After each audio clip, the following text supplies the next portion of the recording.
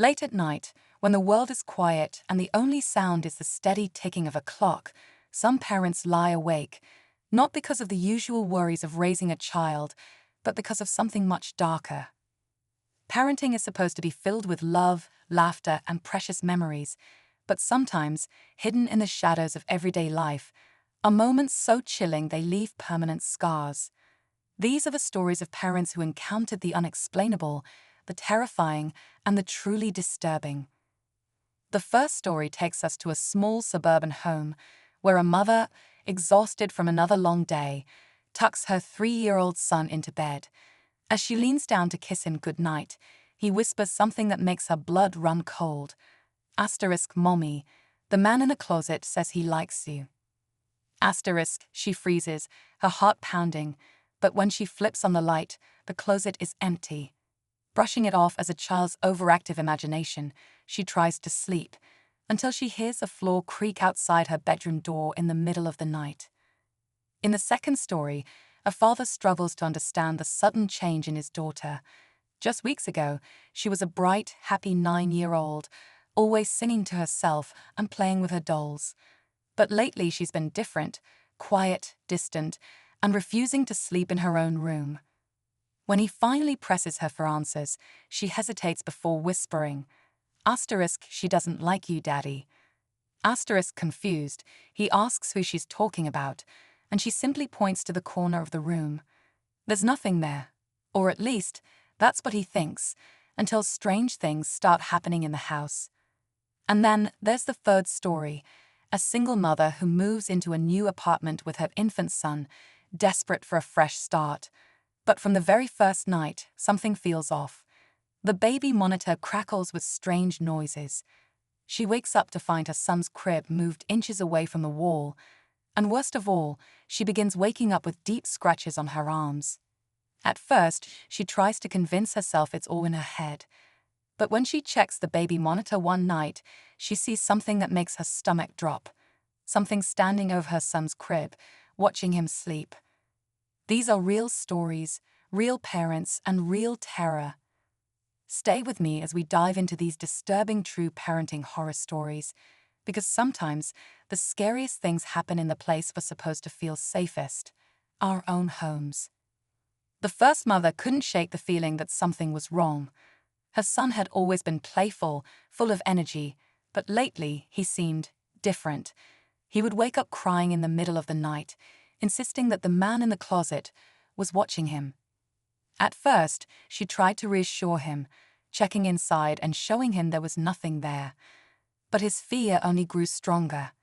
Then one night, she woke to the sound of his voice, except it wasn't the cheerful, high-pitched voice of a 3-year-old. It was low, almost distorted, like someone else was speaking through him. She rushed to his room, only to find him sitting up in bed, staring at the closet door. And for the first time, she noticed something strange. The door was open, just a crack, even though she was sure she had closed it before bedtime. The father in the second story tried to tell himself his daughter's behavior was just a phase. Kids have imaginary friends all the time, right? But the way she spoke about this thing felt different. She never used a name, never said where it came from. Just that it was always there watching. One night, as he was putting her to bed, he decided to sit with her for a while. She clutched her stuffed animal tightly, glancing toward the darkened corner of the room every few seconds. "What does she look like?" he finally asked, keeping his voice calm. His daughter hesitated before whispering, "She doesn't have a face anymore." The words sent a chill through him. He tried to brush it off, but the unease only grew when the house itself started to feel off. He would wake up to find doors open that he swore he had locked. The lights flickered more than usual. And worst of all, every night at exactly 3:14 a.m., he would wake up without knowing why. Just a creeping sense that something had been standing by his bed. And then there was the single mother. Moving into a new place was supposed to be a fresh start, but it quickly became a nightmare. The baby monitor continued to crackle with strange sounds, static, whispers, and even at times, what sounded like breathing. She barely got any sleep, always feeling like someone was watching her. And then the scratches began. Thin red marks appeared on her arms, her back, even across her son's crib rails.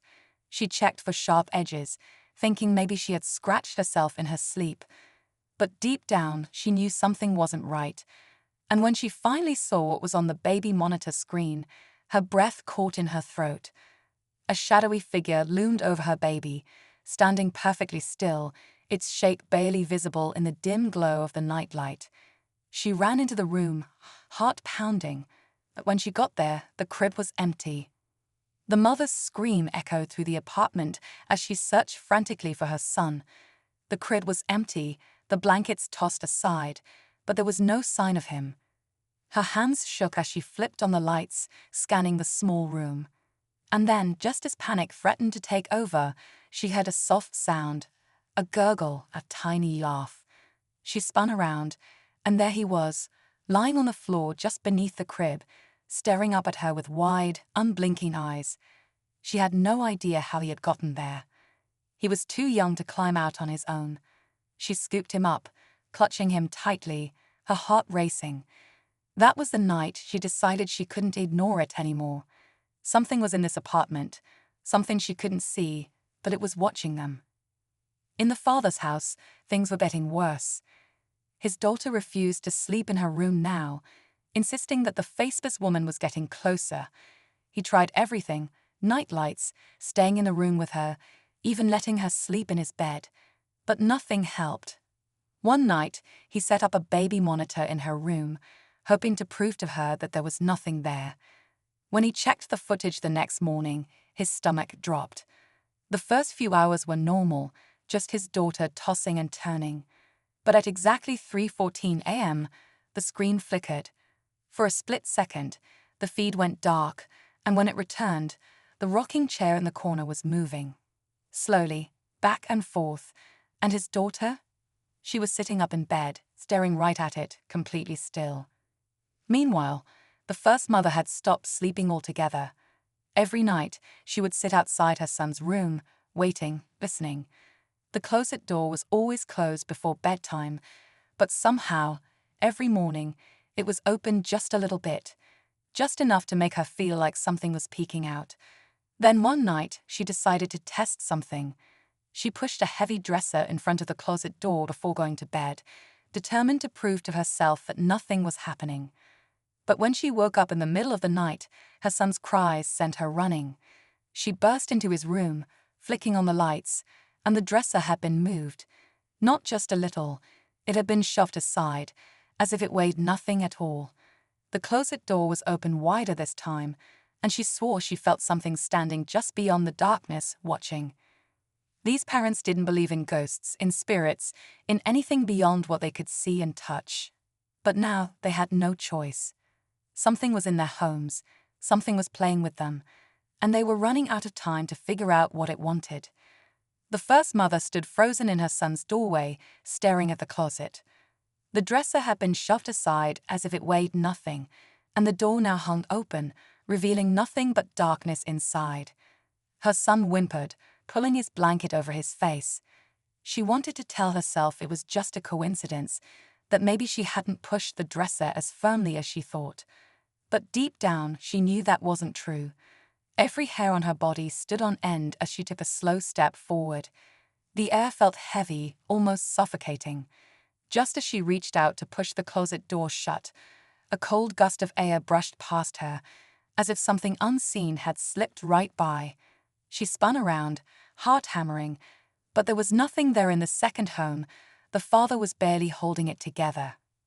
His daughter had started whispering to herself at night, carrying on hushed conversations with something that wasn't there. He tried recording the audio, thinking he would hear nothing but silence. But when he played it back, he nearly dropped his phone. There was another voice. It was faint, distorted, almost like a low, guttural growl responding to his daughter's whispers. His blood ran cold. He decided he couldn't let it go on any longer. That night, he stayed awake, waiting, watching her bedroom door. At exactly 3:14 a.m., the air in the house changed. It was as if the temperature dropped instantly. Then he heard it, a slow, deliberate creak coming from inside his daughter's room.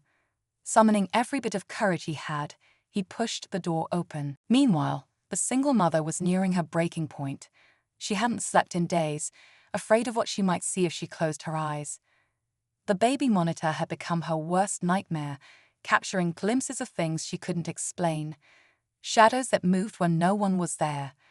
Soft whispers that came through the speaker when the room was empty. But the worst came one night when she woke up to the sound of her son crying, not over the monitor, but right beside her bed. She bolted upright, only to find him lying on the floor, curled up, his tiny body trembling. The crib was still in place.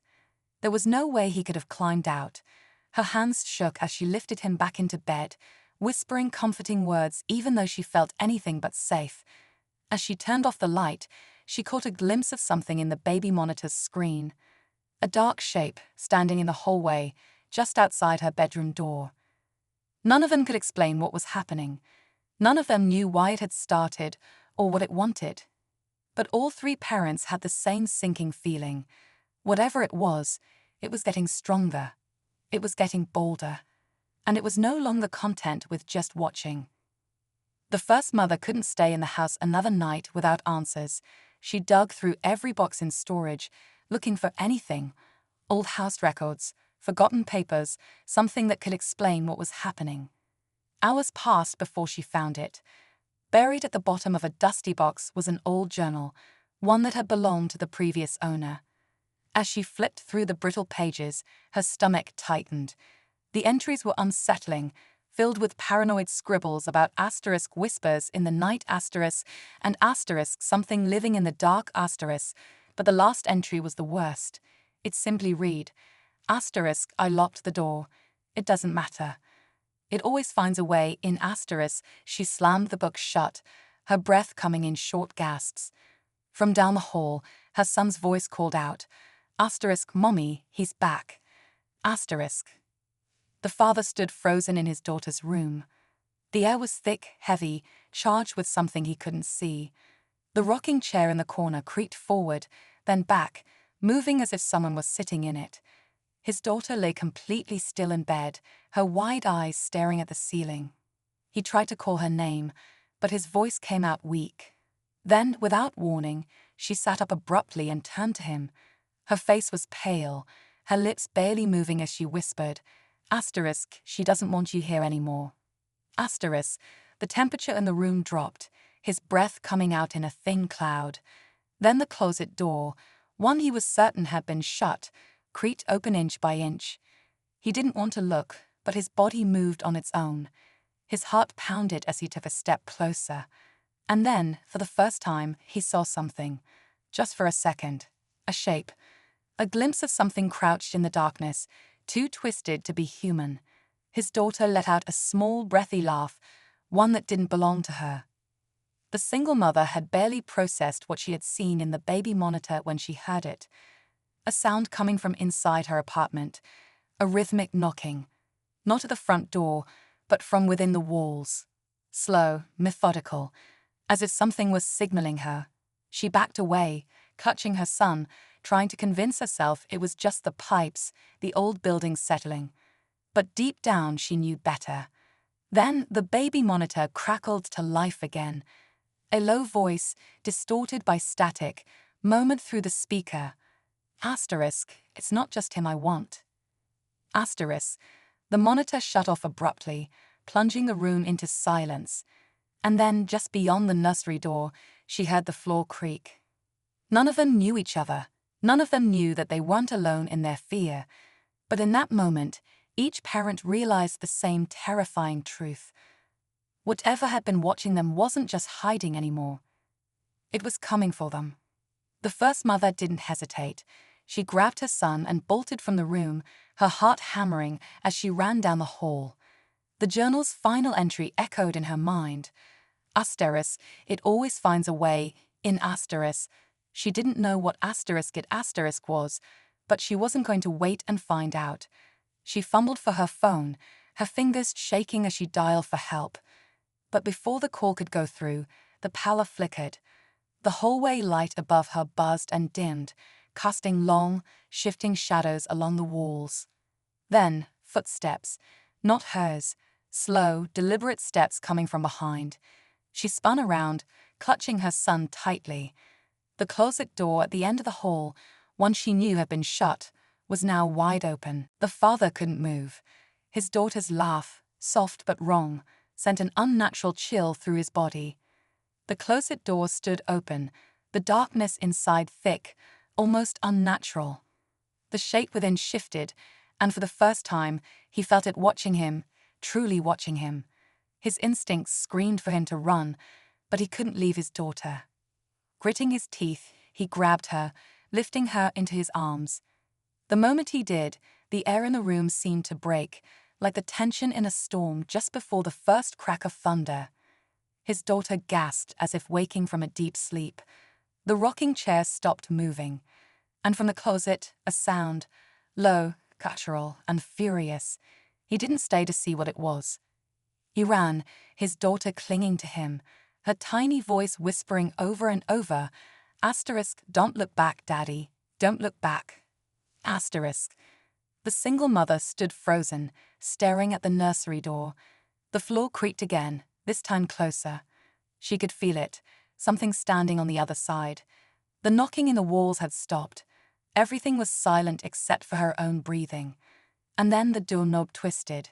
Slowly, deliberately. She wanted to run, but her body wouldn't move. The baby monitor crackled again, and through the static came a sound that turned her blood to ice. Laughter. A deep, hollow laugh that didn't belong to any child. She clenched her jaw, forcing herself to move. If she stayed here, she knew she wouldn't be leaving at all. She grabbed her son, clutching him tightly, and threw open the door, ready to face whatever was on the other side. But the hallway was empty, completely still. It was gone. Days passed. None of them spoke about what happened, not to neighbors, not to friends, not even to themselves. They just packed their things and left. The mother found another apartment. The father never let his daughter sleep alone again. The single mother never turned the baby monitor on at night. And just like that, life seemed to go back to normal. But some nights, when the world is quiet, they still wake up suddenly, heart pounding, with the feeling that something is watching. They tell themselves it's just a dream, just their minds playing tricks. Until the closet doors creak open again. The days turned into weeks, and the fear slowly began to fade, at least on the surface. Each parent moved on in their own way, convincing themselves that whatever had happened was in the past. The first mother filled her new home with bright lights, never letting a single shadow linger for too long. Her son seemed happier, sleeping through the night again, no longer waking up crying about the man in the closet. But she couldn't ignore the way he sometimes paused in doorways, tilting his head as if listening to something she couldn't hear. The father did his best to forget. His daughter no longer spoke about the faceless woman, no longer whispered to empty corners. But he still couldn't shake the feeling that something had changed. He started checking the locks twice, then 3 times before bed. He never let his daughter play alone in her room for too long. And every night, at exactly 3:14 a.m., he would wake up for no reason at all, feeling that same icy chill creeping along his skin. The single mother did everything she could to convince herself that she was safe. She never used the baby monitor again, refusing to listen to the static, the whispers, the sounds she knew weren't just in her head. But some nights, she would wake up and find her son's crib slightly shifted from its place. Not much, just an inch or two. As if something had been standing over it, watching. None of them spoke of it. None of them dared to ask if the others still felt it, still sensed it lurking just out of sight. Because deep down, they knew the truth. You can change homes, you can leave the past behind, but some things don't let go so easily. And then one night, long after they had convinced themselves it was over, it happened. A single sound in the darkness, a soft creak, barely audible. A closet door slowly opening on its own. The feeling of something unseen standing there, waiting. Because some things don't just disappear. Some things follow, and some things are patient. They were never meant to escape.